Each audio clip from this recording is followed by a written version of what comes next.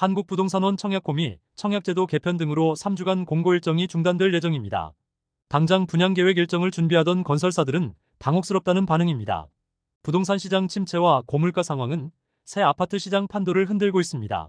아파트 분양 사업 시행자가 사업 승인을 자발적으로 반납하는 사례가 나타났고, 재건축 등 정비사업조합에서는 시공사를 찾지 못하면서 불확실성이 커지고 있습니다. 부동산 업계 등에 따르면 최근 대구시가 신천동 주거복합 사업 현장 승인을 취소했습니다. 오피스텔을 포함해 총 504세대 규모의 공동주택을 조성할 계획이었으나 사업 시행자가 사업 취소를 신청한 것으로 알려졌습니다. 사업지는 지난 2022년 7월 대구시로부터 주택 건립사업 승인을 받았지만 미분양 리스크와 금리 상승 등 상황이 악화되면서 착공이 미뤄졌습니다.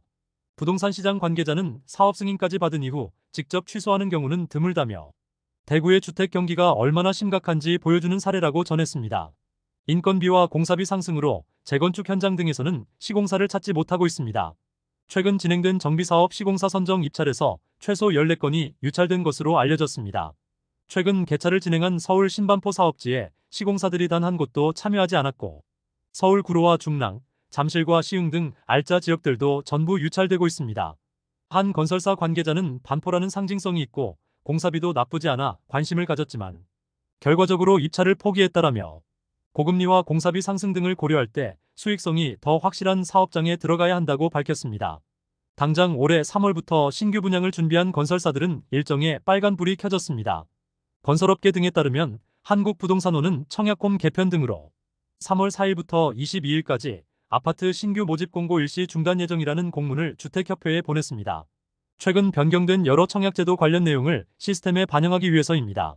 예정된 주요 내용은 청약통장 가점제 점수에 배우자의 청약통장 기간 합산을 비롯해서 다자녀 특공 자격을 3자녀에서 2자녀 이상으로 변경하며 미성년 기간 청약통장 가입 기간 확대와 신생아 특공 신설 등입니다.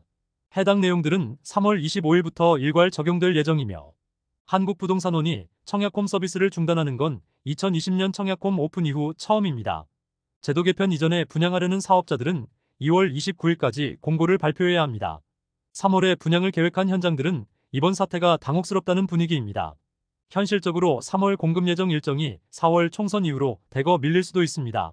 건설업계 관계자는 3주나 공급이 밀리는 건 큰 문제라며 4월엔 수요자들의 집중도가 떨어지는 총선까지 있어서 어떻게 해야 할지 고민이라고 전했습니다. 통상적으로 총선이나 대선 전후에는 신규 분양 시장이 비수기인 경우가 많았습니다. 선거 결과에 따라 부동산 정책이 변경될 수 있는 불확실성이 높은 시기인데다 분양 마케팅이 선거 홍보 마케팅 물량 공세 등으로 큰 효과를 내기가 어렵기 때문입니다. 청약홈 개편으로 3월 공고 발표가 현실적으로 어려워지면서 올해 상반기 분양을 계획한 현장들의 고민이 깊어지고 있습니다. 지금까지 잼스톤TV였습니다. 오늘 영상 도움되셨으면 구독과 좋아요 부탁드립니다. 시청해주셔서 감사합니다.